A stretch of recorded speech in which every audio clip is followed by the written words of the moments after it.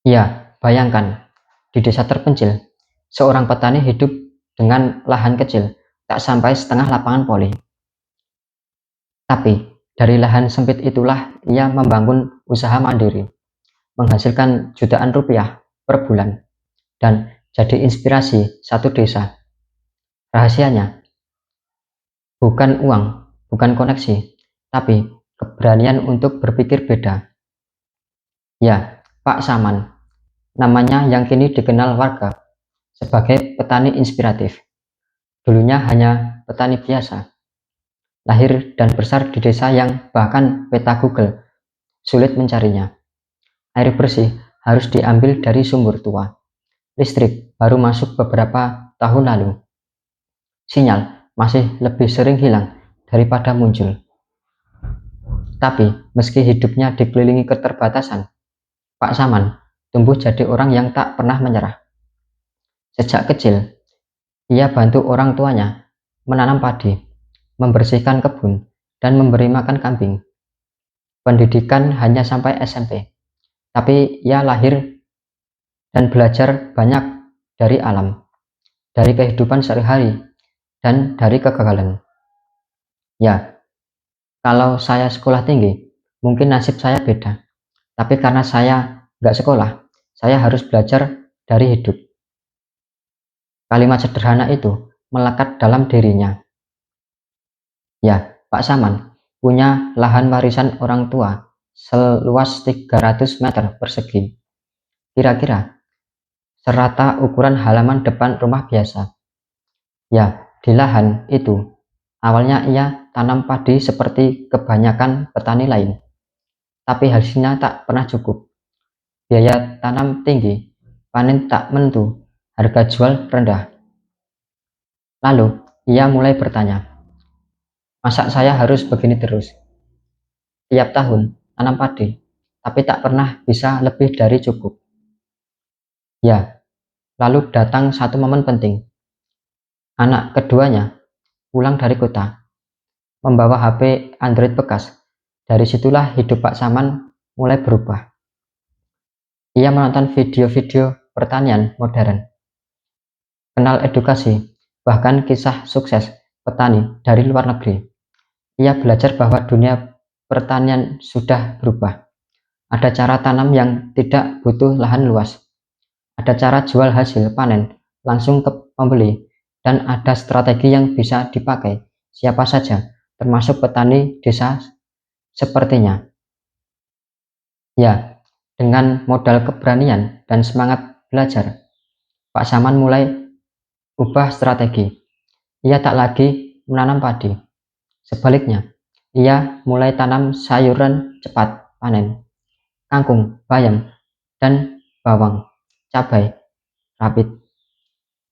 Ia buat rak-rak bambu, menyusun pot bekas, ember cat, dan kantong semen yang tempat tanam bertingkat. Ya, satu sisi lahan ia tanam di tanah langsung, sisi lainnya pakai pot gantung dan rak bertumpuk. Ia belajar cara membuat pupuk organik dari kotoran kambing dan limbah dapur, cara menyamai biji dengan sistem tray dan penyemprotan air embun, cara panen cepat, bersih, dan menarik untuk dijual. Ya, awalnya banyak yang gagal. Tanaman layu, hama menyerang, pot tumbuh karena angin, tapi ia tidak menyerah. Kalau gagal, saya ulang. Kalau rugi, saya sabar. Yang penting, saya jalan. Ya, suatu hari, tetangga lewat dan lihat hasil kebun kecil Pak Saman. Mereka tertarik. Bayamnya seperti sangat segar-segar. Wah, saya mau langsung beli nih tiap minggu. Itu awal dari sistem jualan langsung ke pelanggan. Pak Saman membuat daftar nama. Siapa saja yang mau langganan sayur. Ia mulai kirim setiap Jumat pagi dan bungkus sederhana, kadang masih dengan daun pisang sebagai pembungkus alami. Ya, tak lama, warga dari desa sebelah ikut pesan. Bahkan ada yang dari kota datang karena melihat postingan dari anaknya di media sosial. Kini setiap minggu, Pak Saman bisa mengirim 10 ikat bayam, 15 ikat kangkung, 5 kg cabai rawit, 2 kg daun bawang, dan produk tambahan sayur poki, terong, dan tomat cherry. Ya, semua dari lahan sempit, tapi hasilnya tidak lagi kecil. Dalam sebulan, ia bisa mendapatkan omset 5 hingga 7 juta rupiah per bulan. Ya, angka yang jauh lebih besar dari hasil tanam padi selama 3 bulan sebelumnya. Ya, banyak orang bertanya, apa rahasia sukses Pak Saman? Jawabannya bukan gelar, bukan modal besar, tapi mindset dan kegigihan. Pak Saman mulai mencatat kapan masa tanam terbaik, jenis tanaman yang paling disukai pelanggan, harga pasar dari minggu ke minggu. Ia bahkan membuat sistem tanam bergilir agar panen selalu tersedia setiap minggu. Bukan seternak lalu kosong. Ia mengerjakan. Lahan boleh sempit, tapi kalau kita cerdas mengatur waktu dan jenis tanam, hasilnya bisa maksimal.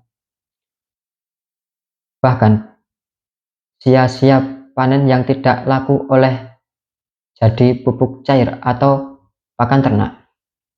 Tak ada yang terbuang. Kini, Pak Saman bukan sekedar petani. Ia jadi guru bagi warga desa. Setiap sore, ada saja tetangga datang untuk belajar. Anak muda pun ikut tertarik. Ia ajari mereka bertanam, membuat pupuk organik, bahkan strategi pemasaran sederhana via WhatsApp. Desanya berubah. Halaman rumah tak lagi kosong. Warga mulai membuat kebun mini sendiri. Anak-anak muda mulai bikin konten edukatif dari ladang sendiri. Pak Saman tersenyum melihat semua itu. Kalau saya bisa, kalian juga pasti bisa. Ya, buat Anda yang sedang hidup di desa dan mungkin punya lahan kecil atau bahkan hanya halaman rumah, jangan menyerah. Jangan tunggu luas tanah. Jangan tunggu bantuan orang.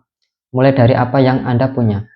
Belajar dari siapapun yang Anda bisa. Dan jangan takut untuk gagal.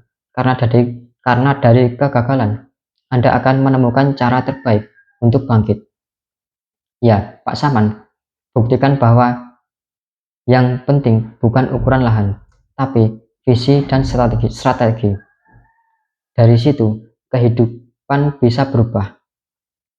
Ya, semoga kisah ini bisa membuka mata dan hati Anda. Kalau Anda merasa kisah ini menginspirasi, bantu saya bagikan cerita ini. Klik like, komen, dan share video ini ke teman-teman Anda yang sedang mencari harapan. Dan jangan lupa subscribe channel ini, karena di desa-desa Indonesia masih banyak kisah hebat yang layak Anda dengar. Ingat, jangan ukur masa depan dari luasnya tanah, tapi dari besarnya semangat yang Anda tanam dalam diri Anda. Sampai jumpa di video berikutnya. Salam dari saya, Dosis Pas.